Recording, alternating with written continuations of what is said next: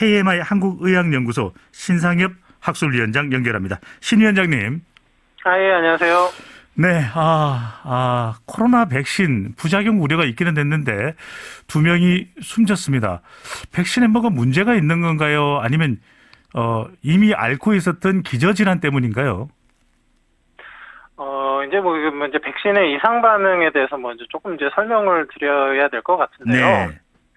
지금 이제 국내에서 어제까지 87,500여 명이 이제 접종을 하셨고, 이 중에 네. 아스트라제네카 백신이 한 86,000명, 아하. 화이자 백신은 한 1,500명, 굉장히 소수가 접종이 된 상태입니다. 네.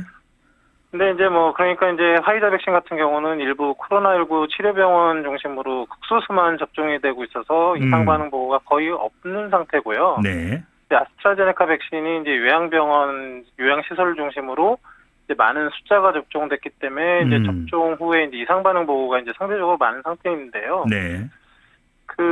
이제 어제까지 이제 국내 접종 후 이상 반응으로 의심돼서 이제 신고된 사례가 지금 총 209건입니다. 그러니까 87,500명 중에 209건, 한 0.24% 정도가 이제 이상 반응이 나타나고 있는데요. 네.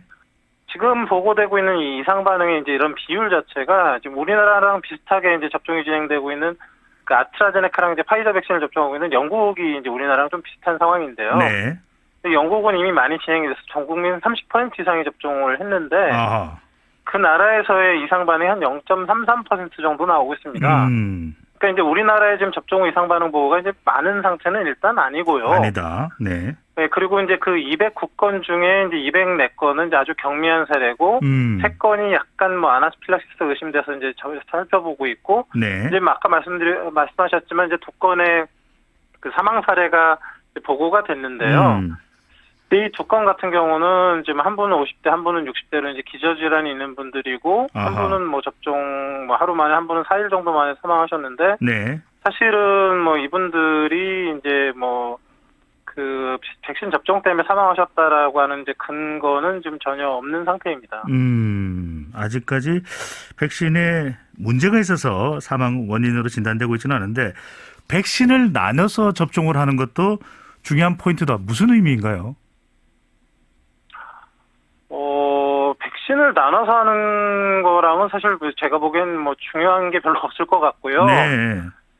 지금 이제 사실 중요한 거는 이제 백신 접종 후 사망했다 그러는데, 이게 사실은 이게 단순한 시간적 선후 관계가 있느냐, 인과 관계가 있느냐가 이제 가장 중요한 포인트라고 할 수 있습니다. 네.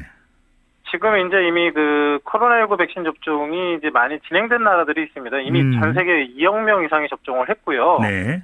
이스라엘은 전 국민 한 96%, 영국도 30%, 미국 20% 넘어가고 있거든요. 네. 근데 이제 이런 과정에서 그 우리나라와 지금 이제 2건의 이제 사망 예가 보고가 됐는데, 이렇게 접종 후에 시간상으로 얼마 되지 않아 사망한 경우가 영국은 402명, 프랑스는 171명, 아하. 지난달 자료인데도 굉장히 많거든요. 네. 그런데 이 중에서 지금까지 전 세계적으로 접종과 사망 간의 인과성이 있다고 밝혀진 경우는 사실 단 한 건도 없습니다. 그래서 지금 제가 여기서 좀 주의를 좀 환기시켜 드리고 싶은 부분들이 있는데, 네네. 이런 겁니다.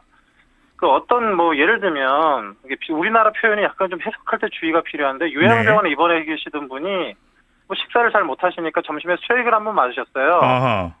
그런데 이분이 갑자기 갖고 계시던 기저질환인 심혈관 질환에 악화되면서 사망하셨거든요. 네. 그러니까 이분은 심장질환으로 돌아가신 분인데, 예를 들면 기사 제목을 수액 맞고 사망 이렇게 쓸 수는 있거든요. 네. 선후관계니까. 근데 사실은 수액은 아무런 사망에 영향을 준 게 아니거든요.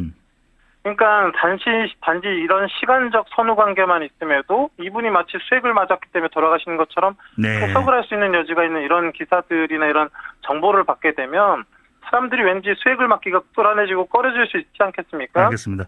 위원장님, 좀 접종자들의 입장에서는 또 불안해지기 마련인데, 정부에서는 지나친 불안감을 또 경계할 필요가 있다라고 하는데, 어떻습니까? 2명의 사망자가 나오긴 했습니다. 그래도 일단 정부를 믿고 백신을 접종을 해야 될까요? 좀 신중할 필요가 있을까요? 지금 제가 지금 말씀드린 게 그거거든요. 네. 지금 백신 접종과 사망과는 인과관계가 없고 아마도 없을 겁니다. 그러니까 지금 우리가 맞고 있는 코로나 백신은 이미 해외에서 2억 명 이상이 맞으면서 안전성과 유효성이 매우 높다는 게 입증이 되고 있고요. 아하. 물론 백신 제조 유통 과정에서 어떤 문제가 있거나 어떤 사람들이 이제 고의적으로 무슨 독극물이 이런 걸 넣거나 이런 범죄에 연루되는 그런 상황이 아니라 그러면 사실은 지금 우리가 접종하고 있는 코로나19 백신 자체가 네. 제대로 생산, 유통, 보관돼서 접종된 경우라 그러면 아나필락시스와 같은 중증 알레르기 반응을 제외하고는 애초에 접종한 분이 단기간에 알겠습니다. 사망을 이르게 할 만한 그런 대단한 능력 자체를 갖고 있지를 못합니다. 그러니까 네.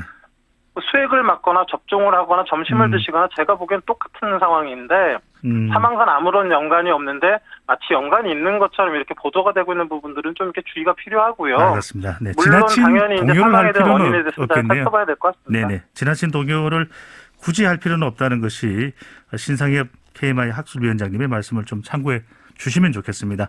위원장님 오늘 말씀 감사합니다. 네, 감사합니다.